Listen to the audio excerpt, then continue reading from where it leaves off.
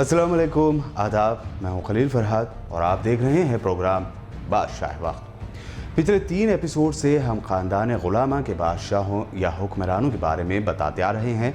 सुल्तान क़ुतबुद्दीन ऐबक से शुरू हुए ख़ानदान ग़ुलामा के सिलसिले के अहम और मारूफ हुक्मरानों में हमने सुल्तान शमसुद्दीन अल्तमश और फिर मुस्लिम खातून हुक्मरान रज़िया सुल्तान के बारे में तफसील जानी। इसी ख़ानदान ग़ुलामा के 8वें बादशाह ग़यासुद्दीन बलबन की ज़िंदगी के बारे में है आज का एपिसोड। जानते हैं दिल्ली की सल्तनत पर अपनी इंसाफ पसंद रहम दिलाना सिफात से सबसे ज़्यादा अरसे तक यानी 20 सालों तक हुकूमत करने वाले ग़यासुद्दीन बलबन की ज़िंदगी की मुकम्मल दास्तान। तारीख़ में ग़यासुद्दीन बलबन की पैदाइश की सही तारीख़ तो नहीं मिलती है, लेकिन पैदाइश का साल 1200 या 1201 ईस्वी दर्ज है। सुल्तान शमसुद्दीन अल्तमश के कबीले अलबरी से ही ग़यासुद्दीन बलबन का ताल्लुक़ था। एशिया में चंगेज़ खान के हमलों के दौरान ग़यासुद्दीन बलबन के कबीले पर भी हमला हुआ और कई बच्चों की तरह ग़यासुद्दीन को भी सिपाही पकड़कर अपने साथ ले गए। उस ज़माने में इंसानों की खरीदो फरोख्त होती थी। इंसानों को खरीद कर उन्हें अपने यहाँ ग़ुलाम बना कर रखा जाता था, उनसे ग़ुलामों की तरह काम लिया जाता था। उस वक्त दिल्ली में तुर्क ग़ुलामों की बड़ी मांग थी। दिल्ली में बेचे जाने से पहले ग़यासुद्दीन बलबन को बगदाद में बुज़ुर्ग जमालुद्दीन बसरी ने खरीदा था। जमालुद्दीन बसरी नेक फितरत इंसान थे। उन्होंने ग़यासुद्दीन बलबन के अलावा दिगर ग़ुलामों को अपनी औलाद की तरह पाला। जब ये जवान हुए तो वो उन्हें दिल्ली लाए, जहाँ 1232 में सुल्तान शमसुद्दीन अल्तमश ने उन्हें खरीद लिया। दिल्ली में सुल्तान शमसुद्दीन अल्तमश के यहाँ एक ग़ुलाम के तौर पर पहुँचे ग़यासुद्दीन शायद ये बात जानते थे कि शमसुद्दीन अल्तमश भी खुद सुल्तान क़ुतबुद्दीन ऐबक के ग़ुलाम थे और जिन्होंने उन्हें ख़रीदा था यानी सुल्तान क़ुतबुद्दीन ऐबक, वो भी कभी शहाबुद्दीन क़ौहरी के ग़ुलाम हुआ करते थे। ग़यासुद्दीन ने भी धीरे धीरे अपनी सलाहियतों के रंग बिखेरने शुरू किए। शुरुआत में पानी सप्लाई का काम देखने वाले बलबन जल्द ही खासदार यानी बादशाह के पर्सनल अटेंडर्स के लिस्ट में शामिल हो गए और फिर जल्द ही ग़यासुद्दीन का शुमार बड़े सरदारों में किया जाने लगा। जिस वक्त शमसुद्दीन अल्तमश का इंतकाल हुआ और रज़िया सुल्तान की जानशीनी की बात कही जाने लगी और फिर रज़िया के भाई को तख्त पर बिठाना फिर उतार देना, इसी तरह रज़िया सुल्तान की ताजपोशी, ये सब ग़यासुद्दीन देखते रहे। उस वक्त वो अमीर शिकार के ओहदे पर थे। अमीर शिकार का ओहदा उस वक्त बहुत अहम था, जिसके ज़िम्मे मिलिट्री और पॉलिटिकल जिम्मेदारी भी होती थी। रज़िया सुल्तान की मौत के बाद ग़यासुद्दीन बलबन ने अलाउद्दीन मसूद को तख्त से बेदखल करते हुए सुल्तान शमसुद्दीन अल्तमश के छोटे बेटे नसीरुद्दीन महमूद को दिल्ली का सुल्तान बनाया और ख़ुद उनके वज़ीर बने।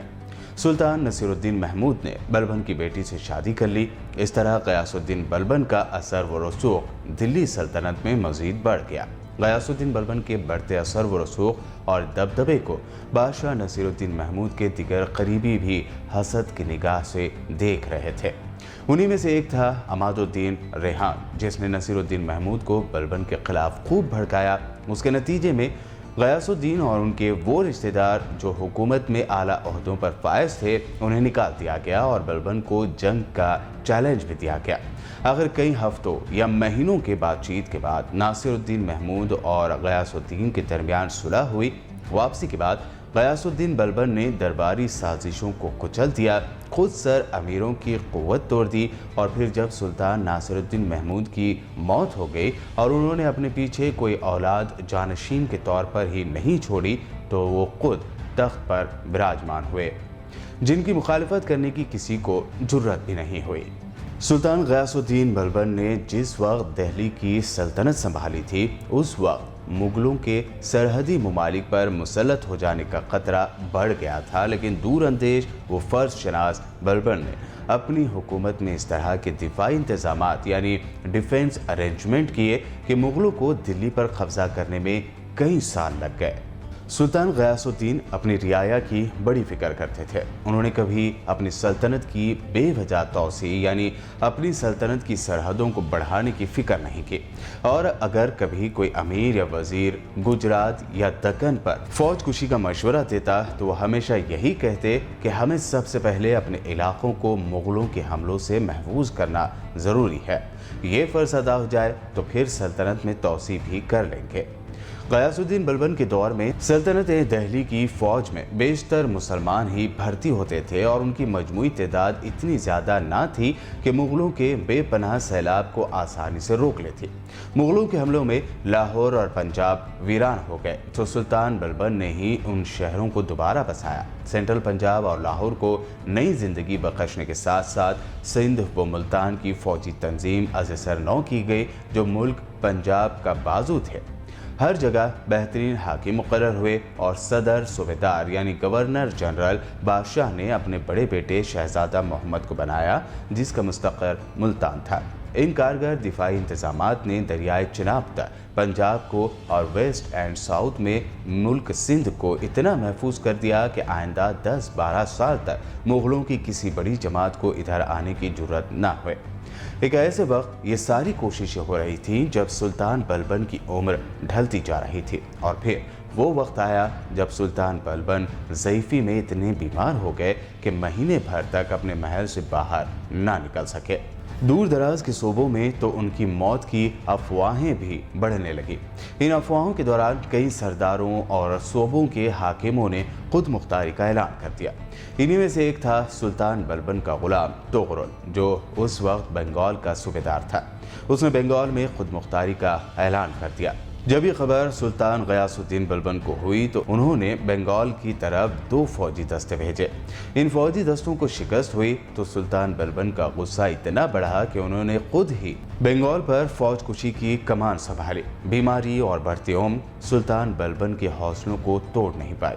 बंगाल के करीब आने के बाद सुल्तान बलबन के लश्कर और उनके गुस्से को देखकर तोगरुल भाग खड़ा हो गया और बंगाल में बगैर मज़ाहमत के ही सुल्तान बलबन का कब्जा हो गया। लेकिन बंगाल पर दोबारा कब्जा करने से सुल्तान बलबन को सुकून नहीं आया। उन्होंने तोगरुल के पीछे जासूस लगा दिए। कई महीनों की तलाश के बाद आखिरकार तोगरुल भागते हुए तीर लगने से मारा गया। जो तोगरुल के करीबी साथी थे और उसका साथ देने वाले थे उन सब को सूली पर लटका दिया गया। रज़िया सुल्तान के बाद नासिरुद्दीन महमूद और फिर गयासुद्दीन बलबन का दौर, ये दौर इंसाफ के दौर से जाना गया क्योंकि गयासुद्दीन बलबन वो हुक्मरान थे जिन्होंने इंसाफ देने में हिंदू मुस्लिम या किसी फ़िरक़े में तमीज़ नहीं की और ना ही कभी रियायत की। अवाम को बेहतर से बेहतर सहूलियात पहुँचाने के लिए कोशिशें करने वाले गयासुद्दीन बलबन की सिफ़ात ही कुछ ऐसी थी। इसके अलावा उन्होंने उस वक्त मुसलमानों में तेज़ी से फैल रही शराब की लत को ख़त्म करने के लिए भी इक़दाम किए। गयासुद्दीन बलबन बड़े मुदब्बिर, बहादुर और मुनसिफ मिजाज बादशाह थे। आलिमों और फाजिलों की वो बड़ी कदर किया करते थे। मोहताजों की इमदाद, बेवाओं और यतीमों की हमदर्दी, ज़ख्मी या बीमार सिपाहियों के साथ मेहरबानी करने में गयासुद्दीन बलबन पेश रहते। ज़ाती आदात में भी बादशाह होने के बाद उन्होंने जवानी में अय्याशी और रंग व महफिल में जाना छोड़कर वही परहेज़गारी और तक़वा इख्तियार किया जो उनके आका शमसुद्दीन अल्तमश की खुसूसियत समझे जाते थे। जुमा को पाबंदी से नमाज बाजमात अदा किया करते। उस वक्त के बुजुर्गों के वाज भी गौर से सुनते और सुनने वालों की भीड़ में जहाँ जगह मिलती वहीं बैठ जाते। उनके दौर में शराब पर पाबंदी लगा दी गई थी। वो शराब की तबाहकारियों से मुसलमानों को बचाना चाहते थे, इसीलिए अपने अहद में उन्होंने शराब की खरीदो फरोख्त की इजाज़त नहीं दी। साथ ही उन्होंने गाने बजाने की महफिलों को भी परमिशन देने से इनकार कर दिया था और ऐसा करने वालों को वो सख्त सजाएं दिया करते थे। इंसाफ की खातिर सज़ा देने में उन्हें इसलिए बेरहम कहा गया क्योंकि उन्होंने इंसाफ के लिए हिंदू, मुस्लिम, गरीब और अमीर में कोई फ़र्क नहीं किया। गुनाह करने पर उन्होंने सख्त सज़ाएं दी। गयासुद्दीन बलबन के इंसाफ का एक और किस्सा काफ़ी मशहूर है। कहते हैं कि अपने चंद वज़ीरों के हमरा सुल्तान गयासुद्दीन बलबन तीर अंदाजी की प्रैक्टिस कर रहे थे। इस दौरान अचानक सुल्तान का तीर एक बेवा औरत के बच्चे को जा लगा, लेकिन इस बारे में सुल्तान को पता ना चल सका। मुतासरा औरत ने उस वक्त के काजी सिराजुद्दीन के यहाँ इंसाफ का मुतालबा किया और सुल्तान बलबन को मुजरिम ठहराया। काजी सिराजुद्दीन ने सुल्तान बलबन के दरबार में अपने नुमाइंदे को भेजकर उन्हें अदालत में फौरी हाजिर होने को कहा। अदालत में हाजिर होने से पहले काजी सिराजुद्दीन ने एक कोड़ा या एक चाबुक निकालकर अपनी गद्दी के नीचे छुपा दिया था। दूसरी जानिब काजी का नुमाइंदा जब सुल्तान बलबन के महल में पहुंचा तो उसने देखा कि सुल्तान को दरबारियों ने घेर रखा है और काजी का हुक्म सुल्तान तक पहुंचाना मुश्किल है। ये देखकर उसने ऊंची आवाज़ में अजान देना शुरू कर दी। बेवक्त अजान सुनकर सुल्तान ने हुक्म दिया, अजान देने वालों को मेरे सामने पेश करो। और जब इस नुमाइंदे ने काजी साहब का नोटिस या फरमान दिया तो सुल्तान ने कुछ सोचकर एक छोटी सी तलवार अपनी आस्तीन में छुपा ली और काजी की अदालत में पहुंच गए। सुल्तान के सामने जब ये मामला आया तो उन्होंने इस बेवा औरत से गलती से हो जाने वाले कत्ल की वजह से खून की दीद पर बात की। बेवा औरत बहुत सारे माल पर राजी हो गई। काजी ने बेवा औरत से पूछा कि क्या आप राजी हो गए? तब उस औरत ने हाँ में जवाब दिया और इस तरह ये केस हल हुआ। बाद में काजी सिराजुद्दीन अपनी जगह से सुल्तान बलबन की ताज़ीम के लिए उठे और उन्हें अपनी जगह पर बिठाया। सुल्तान ने अपनी आस्तीन में छुपाई हुई छोटी तलवार निकालकर काजी सिराजुद्दीन को दिखाते हुए कहा कि अगर आप मेरी जरा सी भी रियायत करते तो मैं इस तलवार से आपकी गर्दन उड़ा देता। उधर काजी सिराजुद्दीन ने भी अपनी गद्दी के नीचे से कोड़ा निकालकर सुल्तान गयासुद्दीन को दिखाते हुए कहा, और अगर आप शरीयत का हुक्म मानने से ज़रा भी हिचकिचाते तो मैं इस कोड़े से आपकी खबर लेता। बेशक ये हम दोनों का इम्तिहान था। बहरहाल ये थे सुल्तान गयासुद्दीन बलबन के इंसाफ का एक मशहूर किस्सा और उस दौर के काजियों की जुर्रत के सुल्तान की खबरगिरी से भी पीछे नहीं हटते थे। एक ऐसे वक्त जब मुग़लों के हमलों को सुल्तान बलबन बड़ी ही हिम्मत से रोक रहे थे और इस कामयाबी में बड़ा हाथ उनके बेटे रशीद मोहम्मद का भी था, जो निहायत ही फर्माबरदार थे। मैदान जंग में मर्द मुजाहिद इस शहजादे को बादशाह ने खान मलिक का खिताब दिया था। रशीद मोहम्मद अपनी सल्तनत की हिफाजत के लिए इस कदर बेचैन रहते कि कभी किसी मुकाम पर मुग़ल फ़ौजियों के हमले की खबर सुनते तो तमाम आराम और सुकून छोड़कर उस जगह पहुंच जाते थे। ऐसे ही एक जंग में रशीद मोहम्मद शहीद हो गए। मुग़ल फ़ौजियों का पीछा करते हुए रशीद मोहम्मद इतना आगे निकल गए थे कि मुग़लों ने घात लगाकर उन्हें घेर लिया और शहीद कर दिया। इस अलमनाक वाक़े ने पूरे हिंदुस्तान यानी आज का पाकिस्तान और भारत यहाँ पर कोहराम मचा दिया था।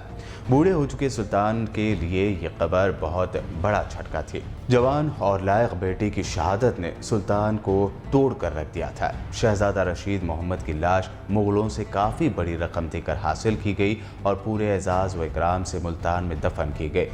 इस वाक़े के बाद से सुल्तान बलबन बीमार और गम से निढाल रहने लगे और शायद इसी गम और अपने दूसरे बेटों की नाअहली को देखकर 13 जनवरी 1287 में 85 से 86 साल की उम्र में सुल्तान गयासुद्दीन बलबन इंतकाल कर गए। उन्हें नई दिल्ली के महरौली में दफन किया गया। आज उनके मकबरे के आसार यहाँ मौजूद हैं।